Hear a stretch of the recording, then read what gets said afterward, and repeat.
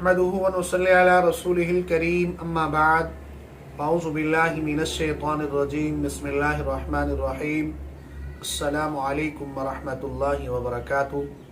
मेरा नाम हकीम कारी इरफान सईद अल सईद दवाखाने से हाज़िर हूँ। नाज़रीन, उम्मीद है आप बिल्कुल खैरियत से होंगे और अपने घरों में खुशखुरम होंगे। मौजू शुरू करने से पहले आप तमाम दोस्तों से मेरी गुजारिश है कि मेरे चैनल को सब्सक्राइब करें और साथ बेल आइकन के बटन को दबाएं ताकि आने वाली हर कीमती वीडियो आप तक बर वक्त पहुँचती रहे। आज का मेरा मौजू बहुत अहम है। सर्दी के अंदर अक्सर दोस्त ये सवाल करते हैं हकीम साहब कोई ऐसा फार्मूला बताएं जिससे एहतलाम ख़त्म हो जाए, और इलाज करके हम बहुत परेशान हैं लेकिन एहतलाम ख़त्म नहीं होता। ये उन नौजवानों के लिए बहुत कीमती चीज़ है और बहुत अहम है, और इससे फौरी एहतलाम बंद हो जाएगा। और सिर्फ ये 12 खुराकें आपने इस्तेमाल करनी है।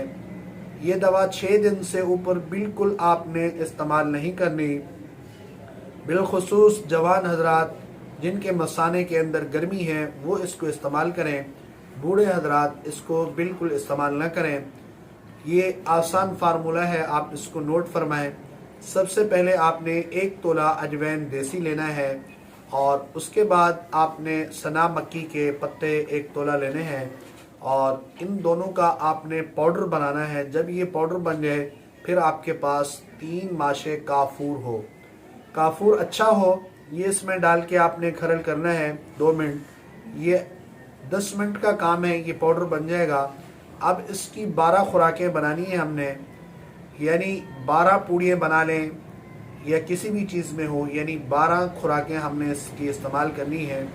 टोटल ये 12 12 24 ग्राम, 24 और 3 ग्राम 27 ग्राम ये दवाई बनेगी। तो हमने इसकी 12 खुराकें बना के सुबह नाश्ते के बाद पानी के साथ 1 खुराक इस्तेमाल करें और 1 खुराक रात को इस्तेमाल करें।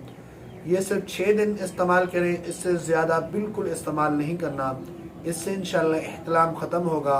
सर्दी में जो आपको सुबह नहाने की तकलीफ़ होती है, नमाज भी पढ़नी होती है, इंशाल्लाह उससे ये तकलीफ़ ख़त्म हो जाएगी। उम्मीद है आज का मेरा ये प्रोग्राम आप दोस्तों को बहुत अच्छा लगा होगा। इसी के साथ मुझे इजाज़त दीजिए। अल्लाह हाफ़िज़।